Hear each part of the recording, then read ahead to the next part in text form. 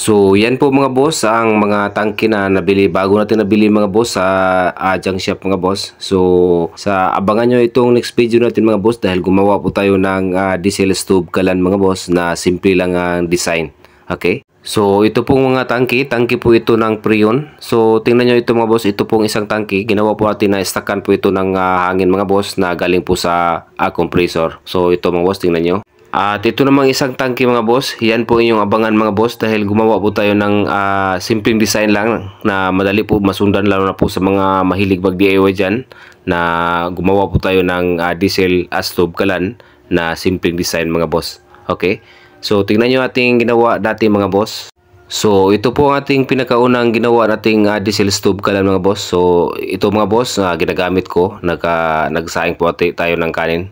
Okay, tingnan nyo. Napaka-okay po siya gamitin mga boss. So ang ginawa natin mayroon po tayong ilagay natin dyan mga boss para hindi po masunog yung sinaing natin. So sinapahan natin o nilagyan po natin ng bakal o lumang sprocket mga boss. Ito mga boss, tingnan nyo. Para ang purpose po nito mga boss para hindi po masunog yung ating sinasaing mga boss. Okay? So sa next video natin mga boss, abangan nyo ito pong simpleng design na para madali po masundan lalo po sa nag-DIY dyan mga boss. Okay? At sa next video natin mga boss, ipakita po natin kung paano lagyan ng diesel o crudo mga boss. O tingnan nyo mga boss, malapit na maluto yung sinasaing natin. So wala po tayong problema na encounter dito sa ating ginawa mga boss dahil napaka-safety po ito mga boss. Dahil ang diesel ay hindi po siya flammable mga boss. Okay?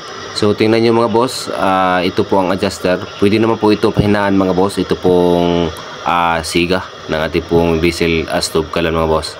So dito lang nyo dito nyo i-adjust mga boss. So tingnan nyo mga boss okay, humina na po yung siga ng ating pong diesel stove kalan mga boss. Okay, so ito mga boss, ito po ang ating nauna pong design mga boss. So tingnan nyo mga boss, tingnan na ganyan lang talaga mga boss. Lagyan natin ng plate o bakal para malayo po sa asiga ng ating pong stove para hindi po na masunog yung ating pong sinasaing. Okay? So yan lang muna ating kabuang video mga boss. Tabangan nyo sa next video natin mga boss para sa new design ng ating pong diesel stove kalan. Okay? At maraming salamat sa inyong panood mga boss. At God bless. Ingat po tayong lahat.